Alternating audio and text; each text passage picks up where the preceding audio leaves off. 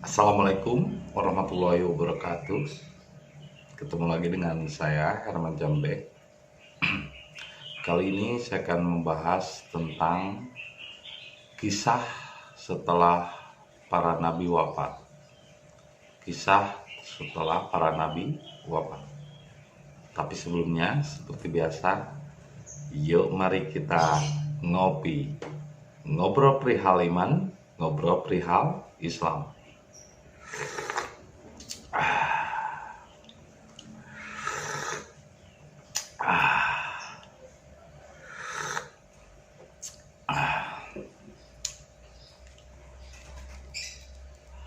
Pada umumnya setiap orang pasti ingin dianggap sebagai pengikut setia atau istilahnya bersunah kepada Nabi. Ya baik Kristen ataupun Islam. Ya, pada intinya mereka adalah mencontoh para nabi. Nah, apalagi kita yang hidup di zaman sekarang ini sudah melalui masa yang sangat panjang, ratusan tahun lamanya, dari sejak nabinya wafat. Misalnya yang Kristen mengimani Nabi Isa udah berapa ratus tahun, bahkan ribuan tahun sejak Nabi Isa wafat.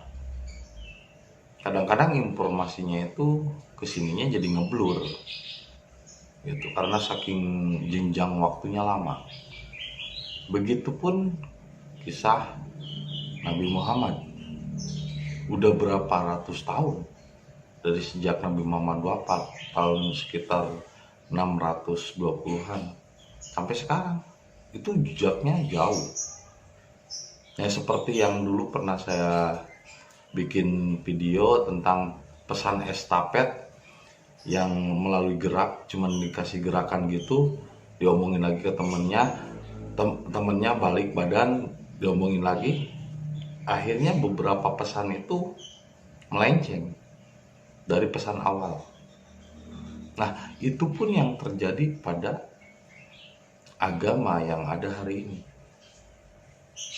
Jadi apa yang disampaikan oleh Nabi Isa, apa yang disampaikan oleh Nabi Muhammad pada zaman dulu dengan apa yang pesan yang diterima oleh umat Islam di zaman sekarang, itu berbeda jauh.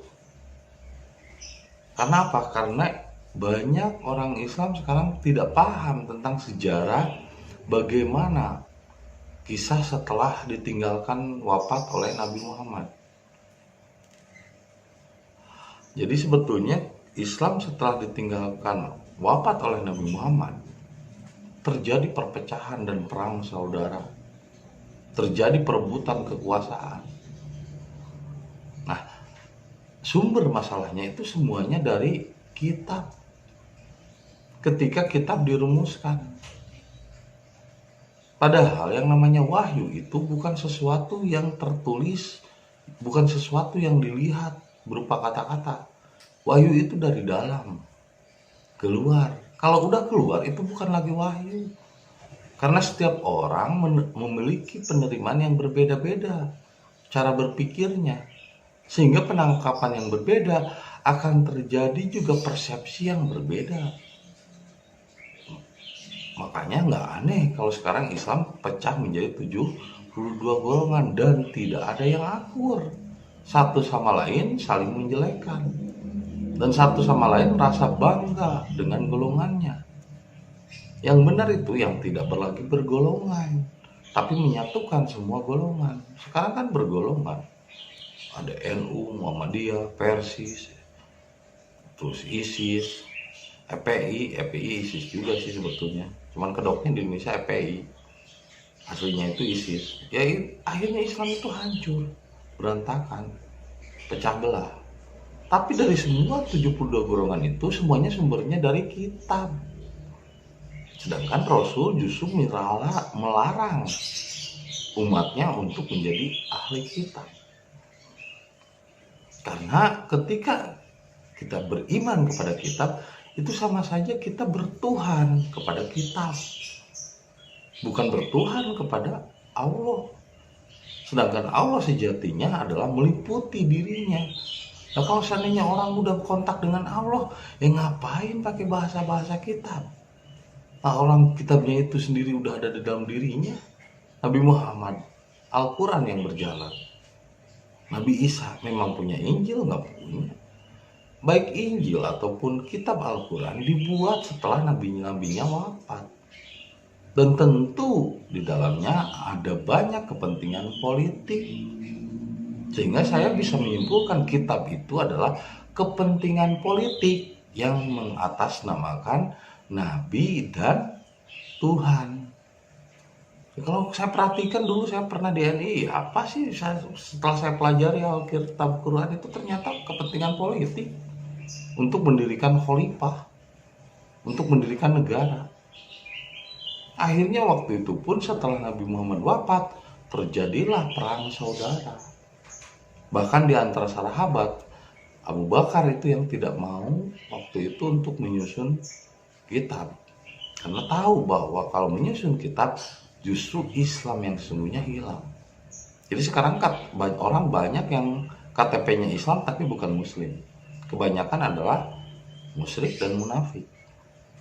KTP-nya aja Islam, ngakunya aja Islam. Karena Islam bukan KTP, bukan pengakuan, bukan identitas. Islam itu adalah penyerahan diri kepada Allah. Nah, setelah para nabinya wafat, maka ajaran itu pun akhirnya melenceng dari kebenaran. Karena telah disalahgunakan untuk kepentingan politik. Jadi setelah Nabi Muhammad wafat, Islam juga dipakai untuk kepentingan-kepentingan politik. Sehingga Ali pun meninggal, dibunuh. Oleh siapa? Oleh Ibnu Muljam yang hafal Al-Quran dan hadis. Jadi harus diingat, orang yang hafal Al-Quran dan hadis belum tentu akhlaknya terjaga. Karena Nabi Muhammad tidak pernah menulis kitab. Nabi Muhammad tidak pernah menulis hadis. Kitab dan hadis dibuat setelah Nabi Muhammad wafat. Nah, bagaimana Anda tahu kebenaran Nabi Muhammad? Sedangkan Anda sendiri kan tidak menyaksikan. Sehingga ketika ada habib-habib yang cerita, oh dulu itu Nabi Muhammad begini begitu, memangnya dia menyaksikan gitu, melihat gitu pada zaman itu? Kan enggak, itu cuma dari kitab. Dan yang nulis kitab siapa? Kan manusia juga. Dan Anda juga tidak pernah tahu ketika pada abad sekitar 670, ketika Umayyah berkuasa dengan pemimpinnya Abu Sufyan, itu kitab Al-Quran itu pernah dirombak juga sama mereka, dibuat dan diotak-atik untuk kepentingan politik. Masa di surat At-Taubah ayat 9 ayat 103 dikatakan wallahu ya'hudu shadaqatan an ibadihi wa yuqbalu taubatan an ibadihi wa yahudu shadaqah. Masa Allah akan menerima tobat seseorang itu ketika dia itu udah zakat? Itu kan pengampunan tobat. Dan itu adalah praktek Kristen. Nabi Muhammad tidak pernah mencontohkan itu. Orang kalau mau tobat itu harus bayar sedekah. Itu kan pengampunan tobat. Masa pengampunan tobat bisa dibayar dengan uang, bro? Sampai ada pidyah lah, puasa harus bisa dibayar dengan uang. Itu kan teknik-teknik politik, bro. Untuk mengumpulkan dana, untuk mengumpulkan uang agar dia punya kepentingan, punya keuntungan. Akhirnya yang dibahas itu cuma kepentingan-kepentingan politik. Nggak ada ketuhanannya. Di mana letak ketuhanannya? Makanya ketika Abu Sufyan berkuasa setelah Nabi Muhammad meninggal, Abu Sufyan ini sangat benci terhadap Rasul dan sangat memusuhi Nabi Muhammad. Bahkan istrinya saja, Hindun, saking bencinya kepada Nabi Muhammad ketika perang Uhud, Nabi Muhammad mau dipanah dari atas bukit Uhud, tapi ternyata dihalangi oleh Hamzah. Akhirnya Nabi Muhammad tetap selamat walaupun giginya tanggal dan berdarah pas perang Uhud. Saking sakit hatinya yang namanya Hindun, istrinya Abu Sufyan, padahal Abu Sufyan itu masih pamannya juga. Tapi orang mana itu? Orang Hadramaut, orang Yaman. Ya, jadi istrinya Hindun itu orang Hadramaut. Nah, itu saking bencinya Hindun sama Nabi Muhammad. Karena dihalangi oleh Hamzah, itu sampai hatinya Hamzah dibedah, sampai dimakan. Dan dia masuk Islam itu karena terpaksa. Waktu itu orang sudah banyak beriman kepada Nabi Muhammad, dia terpaksa masuk Islam. Jadi Abu Sufyan itu bukan karena hidayah, bro.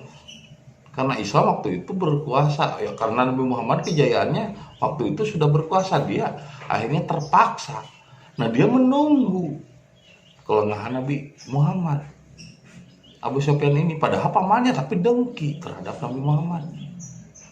Nah, bahkan banyak orang Islam yang nggak tahu kenapa Nabi Muhammad di usia 60 sampai 63 sakit. Karena apa?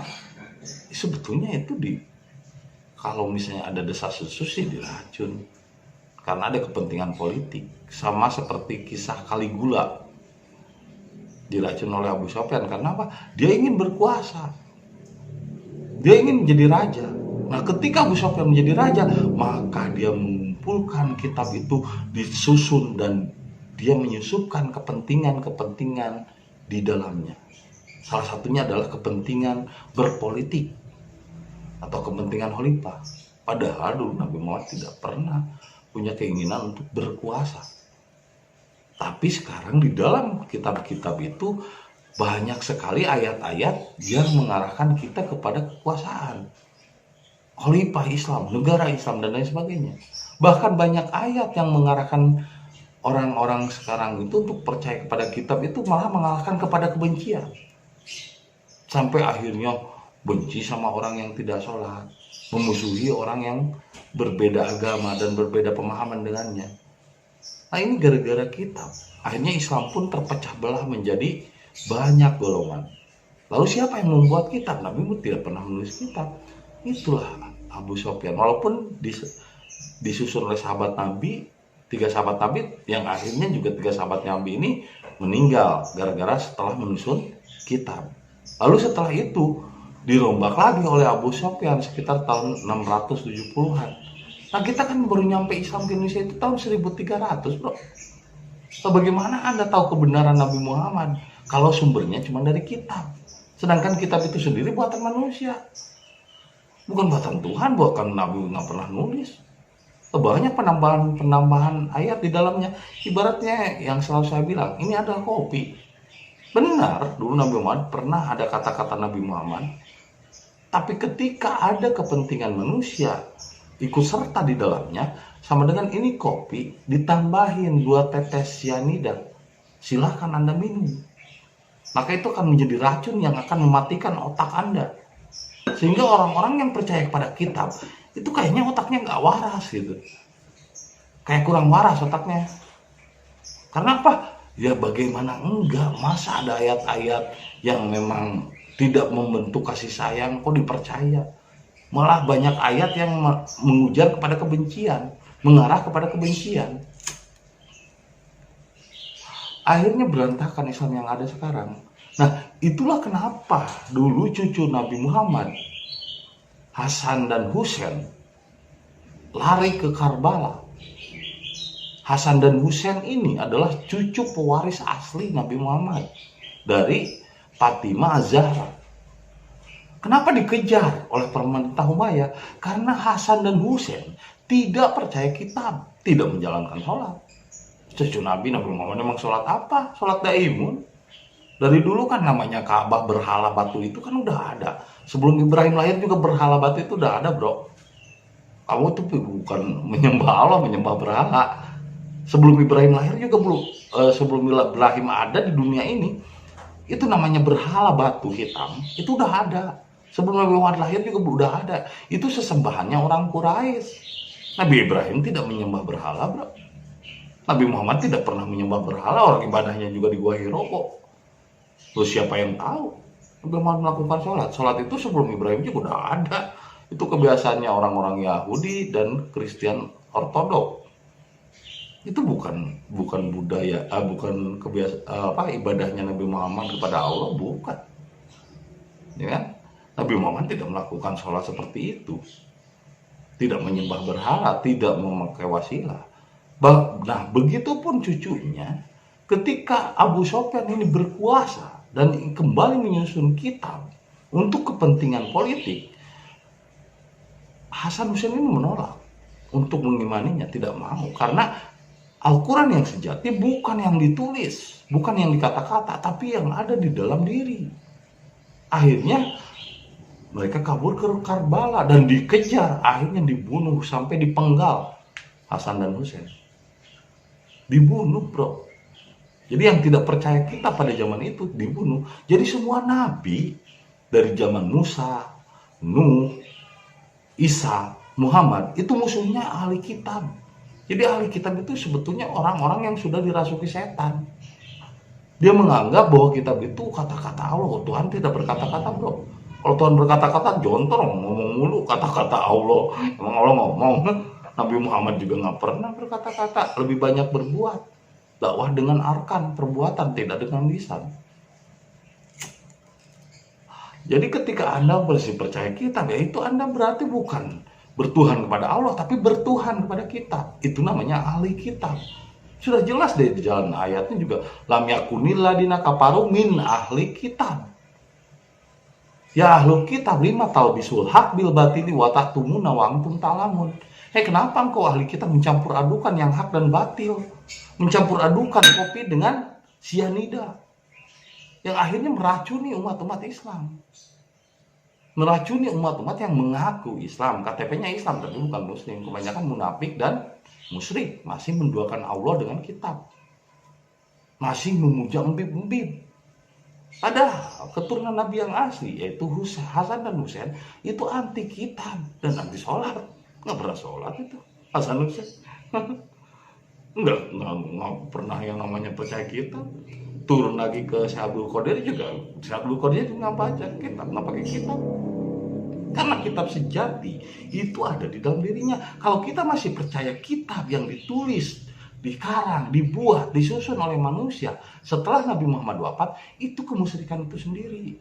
Berarti Anda lebih percaya kitab daripada Tuhan yang ada dalam dirimu.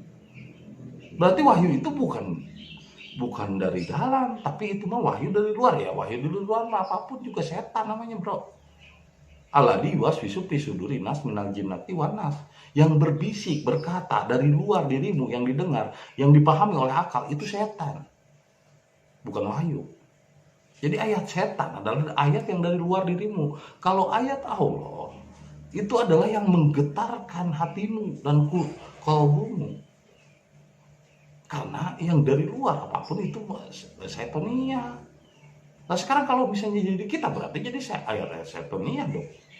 Nah sedangkan cucu Nabi aja menolak untuk mengimani kitab karena tahu kitab itu disusun kembali dan dirombak kembali oleh Abu Sofyan dan pemerintahan Umayyah atas kepentingan politik.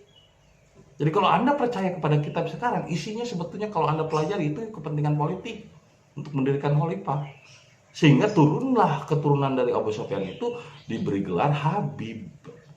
Jadi Habib itu adalah keturunan Abu Sofyan, walaupun Abu Sofyan adalah kerabat dari pamannya Nabi Muhammad.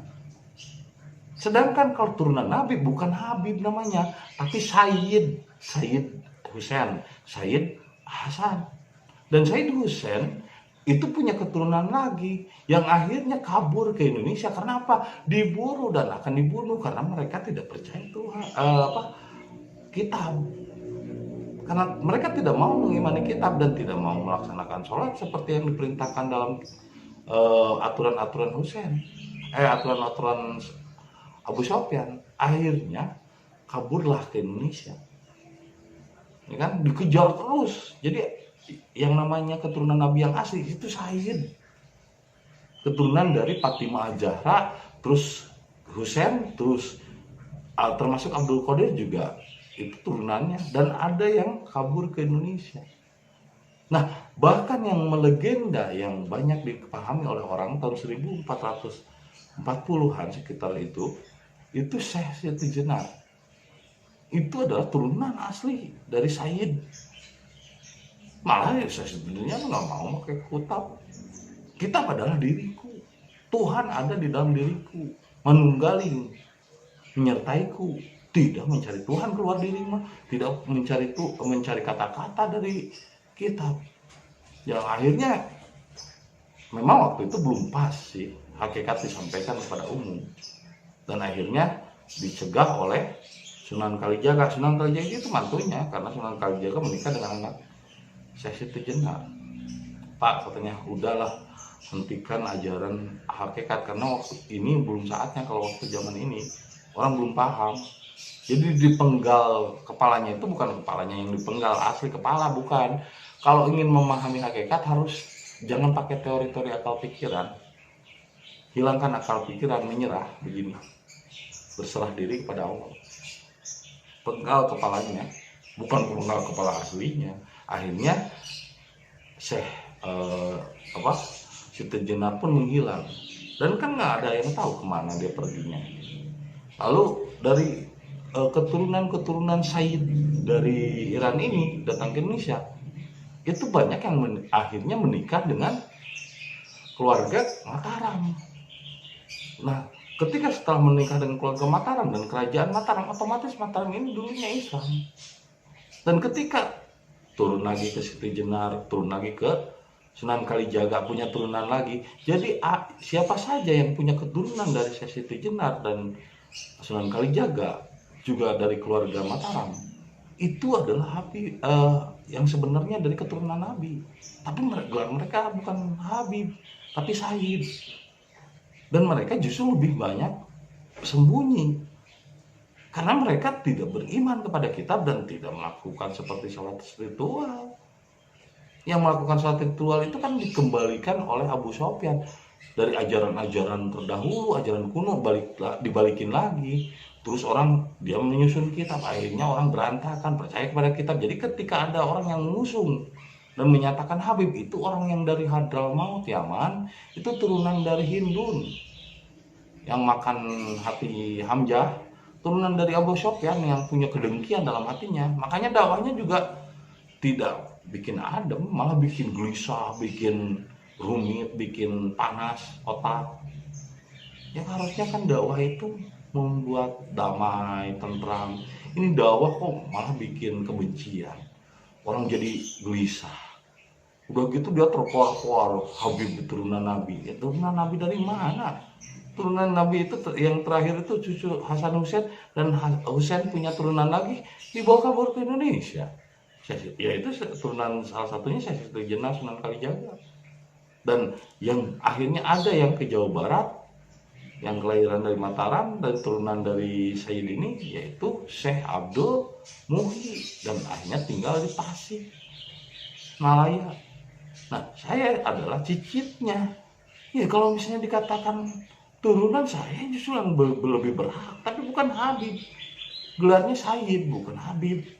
Kalau Habib itu turunan dari Abu Sofyan yang menyusun kitab. Jadi kalau ada turunan Nabi Muhammad, tapi dia masih percaya kepada kitab dan hadis dan masih menjalankan ritual Quraisy, itu bukan turunan Nabi Muhammad. Itu mah turunan dari Abu Sofyan yang sangat membenci Nabi Muhammad, turunan dari Hindun. Karena turunan dari Sayyid, dari Nabi yang asli, genetik darahnya saya bisa ngadu, maksudnya kalau Anda nggak istilahnya terserah sih Anda mau percaya enggak. Tes DNA saya itu Arya. DNA-nya DNA Arya, bukan DNA Sunda, bukan DNA Jawa. Arya ini DNA India, karena memang Nabi Muhammad asli itu dari India, bro, bukan orang Arab, bukan orang Quraisy. Dia itu pendatang yang dari Ibrahim Brahmana datang ke India, dari India ke Arab, kan itu tetanggaan kayak Indonesia sama Malaysia. India ke Arab, terus berkelana, punya turunan Ismail, punya turunan lagi Nabi Muhammad atau Ahmad. Itu DNA-nya Arya, bro, orang India, bukan orang Arab. Jadi DNA saya juga kenapa kok Arya? Oh ternyata saya Sayyid dari Syekh Abdul Muhyi, karena Syekh Abdul Muhyi itu Sayyid. Ini tabelnya, coba, ini Syekh Abdul Muhyi dari ibu, turunan Syekh Abdul Muhyi dari ibu ini. Itu kesananya itu ya Sayyid, bukan Habib kok. Kesananya itu sampai ke Rasulullah. Jadi turunan Rasulullah itu Sayyid, bukan Habib. Dan turunan Rasulullah yang asli justru tidak percaya kitab dan tidak menjalankan ritual.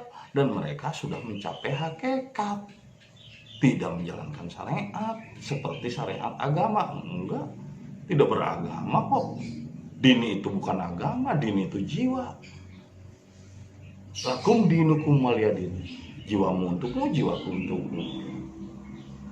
Inna dina indallahil Islam. Sesungguhnya jiwa yang diterima kembali pada Allah adalah berserah diri. Islamnya bukan Islam KTP, bro. Sekarang mah banyak Islam KTP, tapi tidak muslim, kelakuannya tidak berserah diri, selalu benci sama orang yang berbeda golongan. Nah, itu mah bukan keturunan dari bukan ajaran dari Muhammad, itu mah ajaran dari Abu Sufyan yang selalu benci, yang selalu iri dengki sama orang, nggak sholat, kafir, dan lain sebagainya. Neraka, emang tahu neraka apa, surga apa?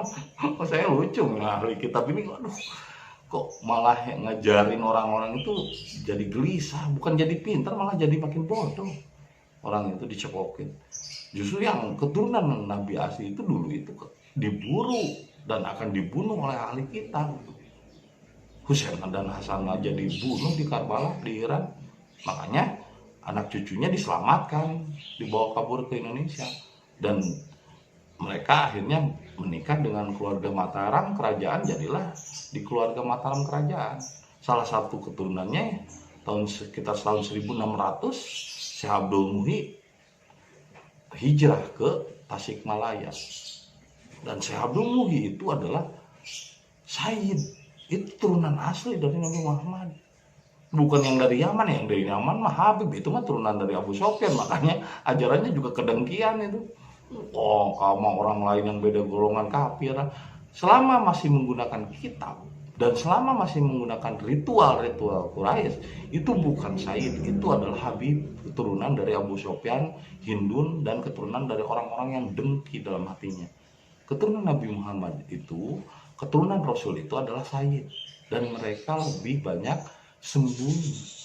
sembunyi dalam terang, dan mereka lebih banyak tiarap, tidak mau menunjukkan dirinya bahwa dirinya turunan Nabi yang asli.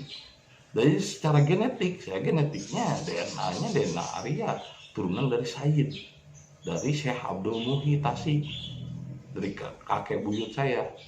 Dan dari Syekh Abdul Muhi, dari ibunya ya masih kuat, itu turunan dari Rasulullah. Justru orang yang turunan Rasulullah itu nggak mau mempublikasi dirinya turunan Rasulullah, dan bukan gelarnya bukan Habib tapi Sayyid. Mereka lebih rendah hati dan mereka lebih tiarap, tidak mau orang memujanya karena dia sudah menjadi manusia biasa, tidak mau dipuja, tidak mau dipuji, tidak mau dianggap hebat, ya biasa aja. Tapi yang disampaikannya juga berbeda dengan yang dipahami oleh masyarakat saat ini. Begitupun Nabi Muhammad ketika dulu menyampaikan Islam, memang apa yang disampaikan Nabi Muhammad sama dengan masyarakat? Yang enggak lah. Makanya Islam itu datang secara aneh dan hilang secara aneh. Nah, kalau sama, nah itu mah sama mah berarti nggak ada kualitasnya. Jadi kalau Anda mencari kebenaran seragam, sama, dan banyak diminati banyak orang, jutaan orang, jangan dong, hati-hati. Karena yang diminati oleh jutaan orang itu adalah kesesatan. Justru ajaran kebenaran itu hanya diminati oleh sedikit saja. Zaman Rasul juga dikatakan gitu, hanya sedikit saja mereka yang benar-benar mengenalku. Kebanyakan mereka tersesat. Firaun juga banyak pengikutnya, bro. Nabi Musa cuman berapa? Cuman Harun, cuman berdua. Nabi Muhammad zaman itu juga cuman berlima sama sahabatnya, 4 orang. Udah banyak loh. Kalau yang namanya kebenaran itu, dan kebenaran itu ketika datang dianggap aneh. Kenapa? Orang-orang sekarang udah bengkok, udah tersesat, udah bengkok begini kayak tangan, kayak dorna gitu, udah bengkok. Jadi kalau dibenerin juga pasti sakit. Nah, jadi kebenaran yang saya sampaikan sebetulnya bukan pesan baru, ini pesan lama, pesan dari original Nabi Muhammad, asli dari origin, dari asal mula. Tapi karena masyarakat sekarang udah dicepoki kebengkokan atau kepasikan, sehingga ketika saya menyampaikan lagi kebenaran yang orisinal, Orang merasa aneh gitu. Padahal ini yang dilakukan Nabi Muhammad, ini yang dilakukan oleh Nabi Isa, berserah diri kepada Allah. Tapi ketika disampaikan, karena orang sudah bengkok, sehingga ini dianggap baru, padahal enggak baru. Ini adalah apa yang dipahami, diterima oleh Nabi Isa, Nabi Musa, Nabi Daud, Nabi Muhammad. Orisinil dari Islam. Islam itu berserah diri. Tapi yang ada sekarang agama, bukan berserah diri. Jadi Tuhannya itu agama, kitab, dan ulama atau kiai atau ahli kitab atau habib. Jadi banyak sekarang orang KTP Islam tapi ternyata musyrik karena masih memuja kitab, memuja ulama, memuja alim ulama, bahkan mempertuhan agama, bukan mempertuhan Allah. Tapi mereka aja nggak sadar agama kok jadi Tuhan, ya. Habib-habib kok dipertuhan. Itu sama pada zaman Nabi Nuh. Ketika orang sudah mengkultuskan, mempertuhan alim ulama, maka saat itulah banyak bencana banjir. Jadi bencana banjir itu bukan karena pemerintah, bro. Pemerintahnya bikin fasilitas. Bencana banjir yang ada di Indonesia dan bencana-bencana Indonesia karena terlalu banyak orang-orang musyrik yang masih mempertuhan habib, yang masih mempertuhan alim ulama. Sedangkan mereka adalah habib-habib palsu, bukan habib, itu mereka itu adalah para pengacau Islam yang justru akan menyesatkan Islam untuk menghafal kitab. Lah ngapain ngapalin kitab? Udah aja berserah diri itu nggak usah ngapalin lah, biar ringan. Jangan dibebani pikiran itu dengan banyak masalah.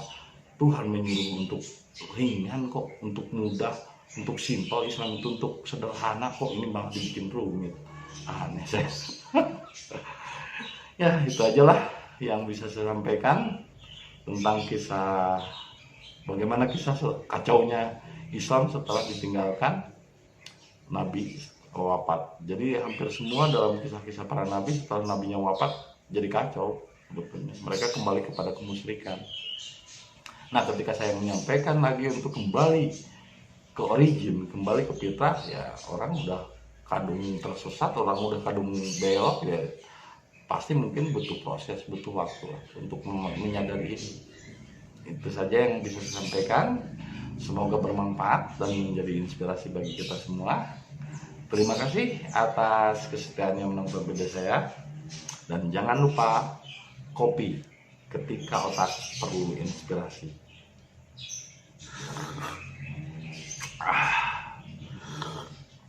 Dan tetap setia di channel Herman Jambe. Sampurasun.